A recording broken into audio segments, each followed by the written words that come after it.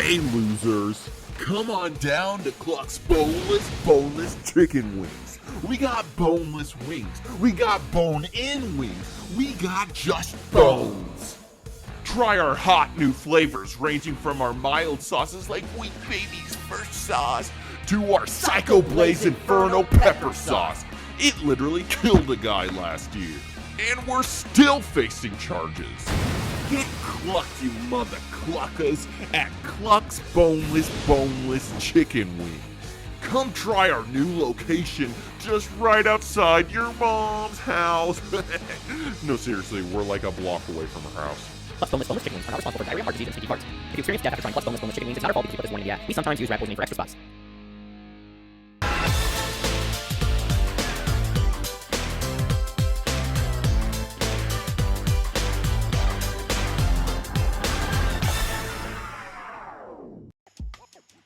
Without a doubt, the boneless ranks high in my favorite tricks to do.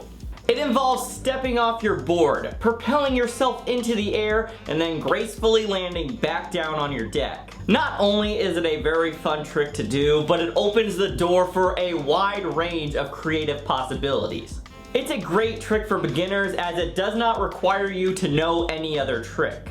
However, it's still very important that you're at least comfortable on a skateboard because you're going to be jumping from such heights of 3 feet. Give or take, depending on your height. I'm a short boy. The boneless is an excellent trick to work on, especially if you find yourself needing a break from practicing other tricks like that dang ollie that you just can't get down. The boneless is a really fun trick to refine, and it allows you to put your own creative spin on it. Today I'm going to show you how to do a boneless, so without further ado, let's get started. Let's start by discussing the foot positioning for this trick, and weirdly enough, hand positioning. Your skateboard is going to pop up at the start of this trick, and you'll step on the ground with your front foot. So you're going to want to position your back foot on the tail's edge of the board, while your front foot rests on the side edge of the board. This arrangement will give the pop that your board needs, but it will also let your front foot get off the board quickly. While your feet will be working their witchcraft magic, it's important to be prepared to grab the board with your hand.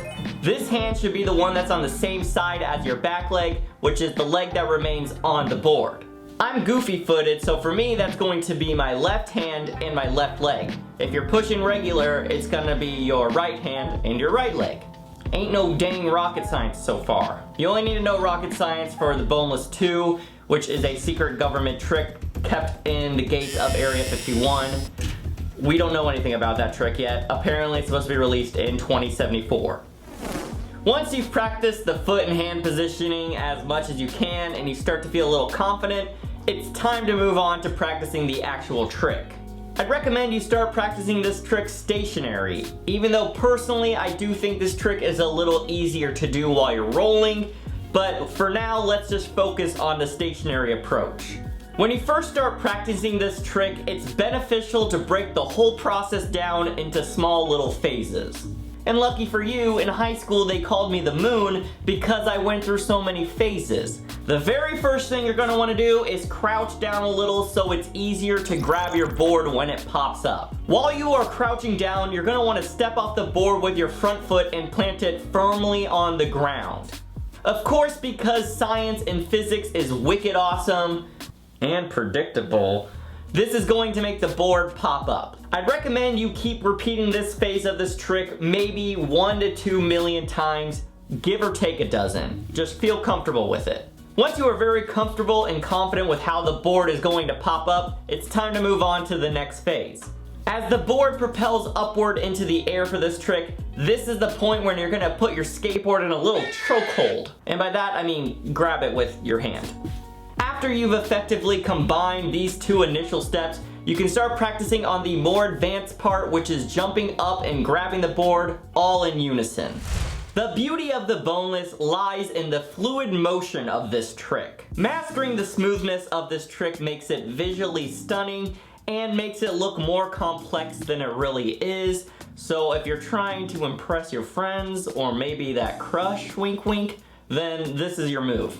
The key to making this trick look really smooth is to grab the board at the same time you are starting your jump. This is going to create an almost seamless gap between these two actions. I see many beginners break this trick into almost two distinct steps. First, grabbing the board, then initiating the jump. I'm not saying that this approach is incorrect. I think as long as you're having fun on a skateboard, I really don't care what you're doing.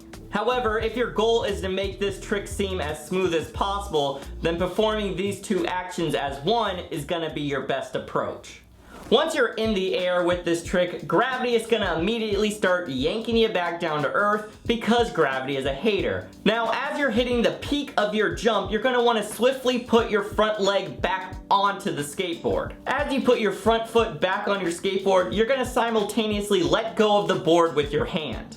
The key to this part of the trick is to try to keep the board centered directly below you. It's gonna guarantee that you land back down with a buttery soft landing. Once you got both your feet back on the board in midair, it's time to extend your legs for a smooth touchdown. Again, the golden rule of landing this trick is to make sure the board is directly below you. If the board is too far out or too far behind you, it's gonna make you spin out and you're gonna get a nice taste of cement. Cement is a French cuisine which I do not recommend because it's bad. If you're having issues with this trick, rolling may be the solution for you. For some people, rolling while doing a trick is all they need to do in order to piece everything together. I don't know why that works. Don't ask me the science on it. I'm not a lawyer. And if you're doing both those things and you're still not able to piece this trick together, then try this. Add that spare hand into the mix. There's a reason you got two of them. Plonk your spare hand on the board's nose right before you take off. It's kind of like having training wheels for this trick, and though we're getting into the murky waters of whether or not this is still considered a boneless, it's a good thing to practice if you're just trying to get that stability of the trick down.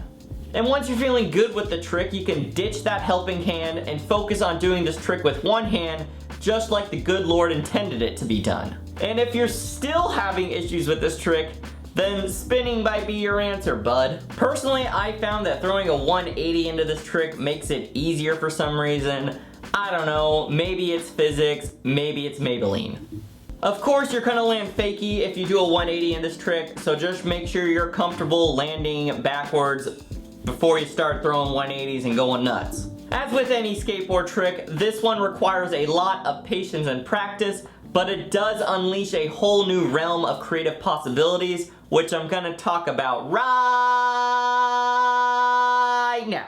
Tossing a 180 into this trick is just the tip of the iceberg for this trick's potential. If you're aiming for maximum nuttiness, you can dial it up and do a full-blown 360. I've got this one in my bag of tricks, but I kind of have to do it with both hands because otherwise my skateboard decides it's got places to be.